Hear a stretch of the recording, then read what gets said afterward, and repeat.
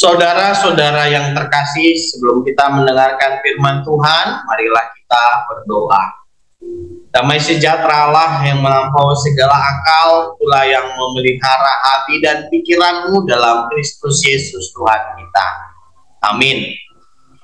Saudara-saudara yang terkasih, firman Tuhan bagi kita pada saat ini tertulis dari Yesaya 48 ayat yang ke-10. Demikian firman Tuhan.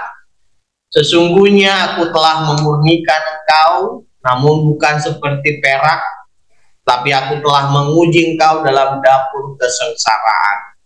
Demikian firman Tuhan. Saudara-saudara yang terkasih, apakah ada manusia yang hidup di dunia tanpa mengalami kesengsaraan? Terlebih lagi bagi kita umat yang percaya kepada Tuhan. Tuhan akan menggunakan kesengsaraan untuk menguji kita agar menjadi emas yang murni. Namun karena kasih kemurahan Tuhan, Dia tidak akan menguji kita seperti perak. Karena khawatir kita menderita terlalu lama di dalam dapur kesengsaraan dan tidak tahan terhadap banyaknya kesengsaraan yang membuat kita kehilangan pengharapan dan iman. Jadi, anak-anak Tuhan, kita ikut Tuhan, janganlah takut terhadap dapur kesengsaraan.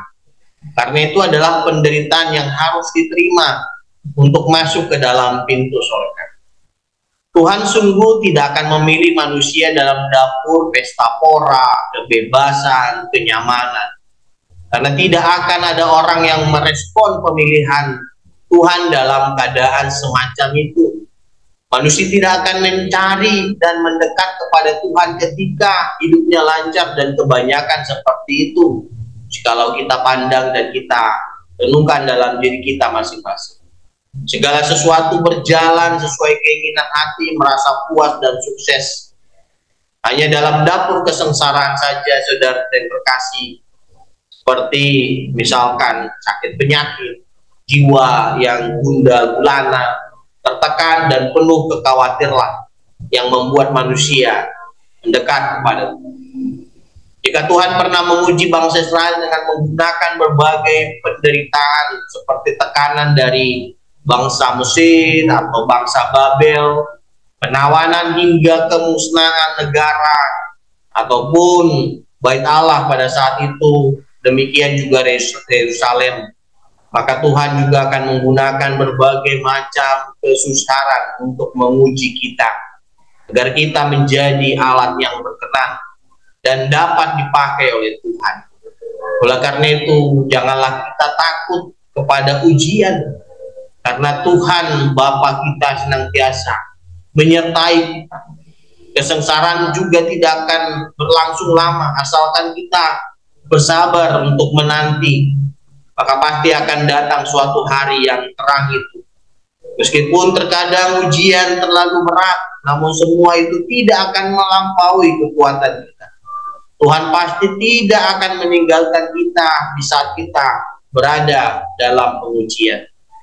Dan terkasih, kita adalah umat yang telah ditebus oleh darahnya yang mahal. Kita adalah anak-anaknya. Kita adalah pewaris kerajaan surga. Oleh karena itu, kita tidak perlu takut dan khawatir segala hal-hal yang kita hadapi tengah-tengah kehidupan kita masing-masing, karena ada Tuhan bersama-sama dengan kita, menguji kita, membuat kita menjadi bernilai dan mulia. Amin. Mari kita berdoa. Bapa kami yang bertahta dalam kerajaan surga, yang kami sembah di dalam nama anak Tuhan Yesus Kristus, kami mengucap syukur Tuhan atas kasih berkat yang Tuhan berikan kepada kami.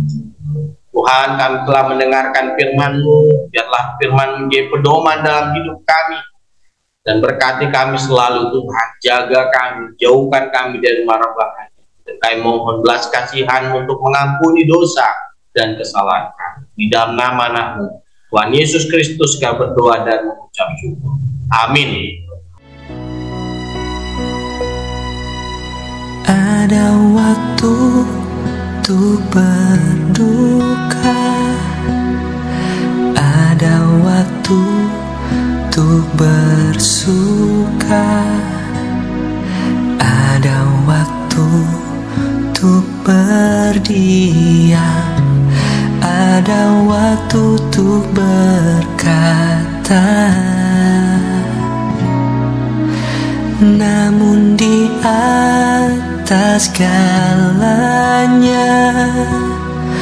ku tahu Allah ku bekerja mendatangkan kebaikan bagi yang mengasihinya. Di saat yang ku alami tak seperti yang ku ingini, di saat tiada jawaban mengapa harus terjadi. Namun di atas segalanya, ku tahu Allah ku bekerja mendatangkan kebaikan bagi yang mengasihinya. Mungkin tak ku pahami apa yang kini aku alami, namun ku tahu pasti kasih Allahku takkan berhenti. Kan ku serahkan semua pergumulanku padamu Yesus, karena ku tahu pasti semuanya akan jadi indah pada waktunya.